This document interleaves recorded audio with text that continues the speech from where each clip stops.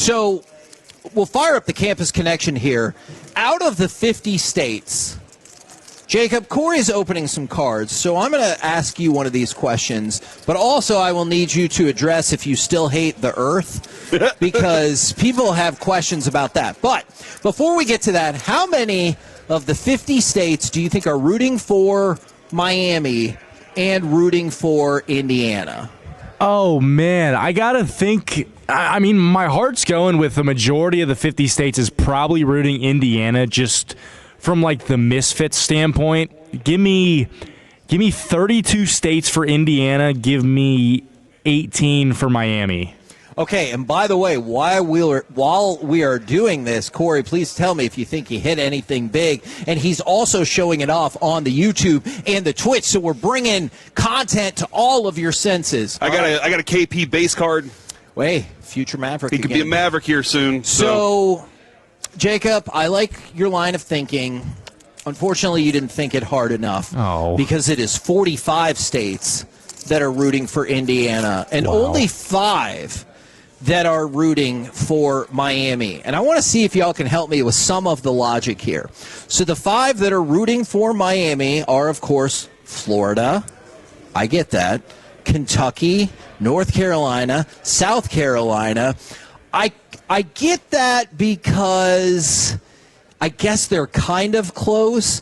And then the other one is Oregon, probably because Oregon lost by 68,000 points to Indiana. And I'm guessing that's why now they do not want Miami to win. But, yeah, every other state is rooting for Indiana, with the exception of Florida, Kentucky, North Carolina, Oregon, and South Carolina. Do they realize that Indiana did what the Dodgers have done?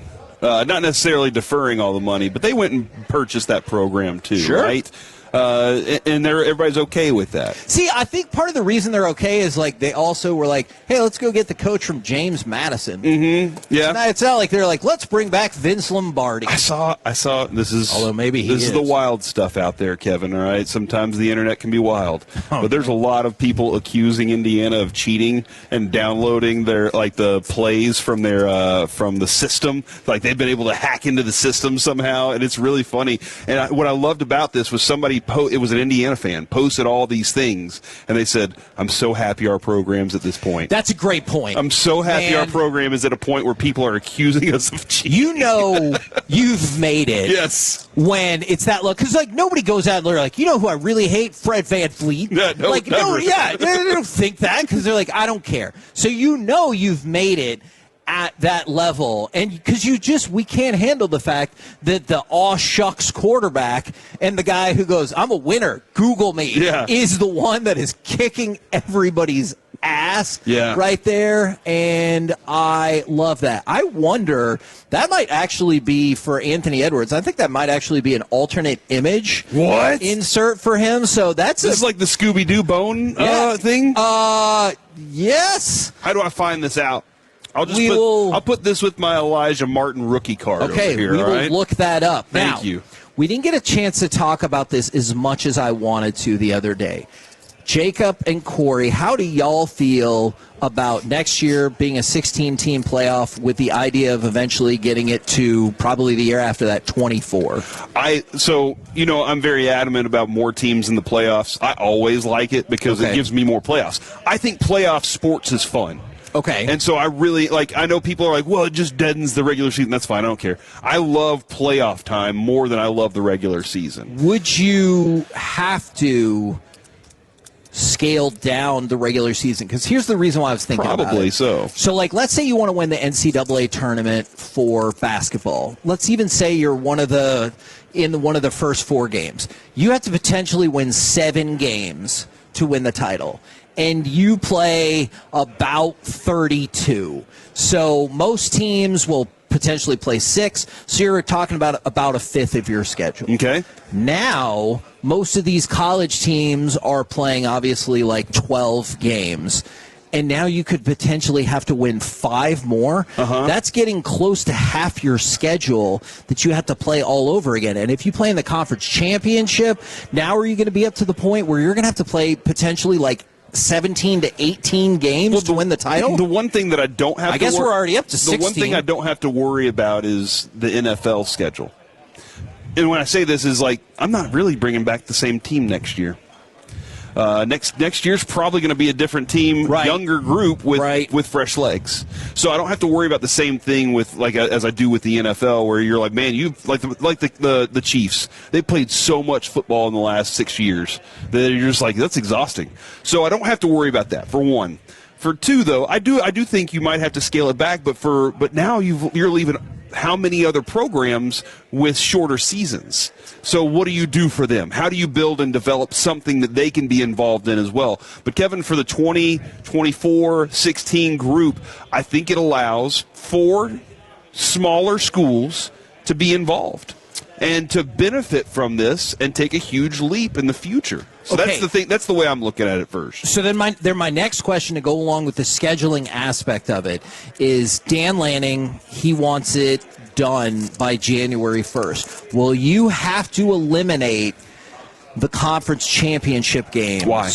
Because recruiting? No. Because why does he want it done by January 1st? Because I think they don't like the idea of this continuing and kind of going head to head with the NFL playoffs. Oh yeah, gotcha. And so I think that's part of it.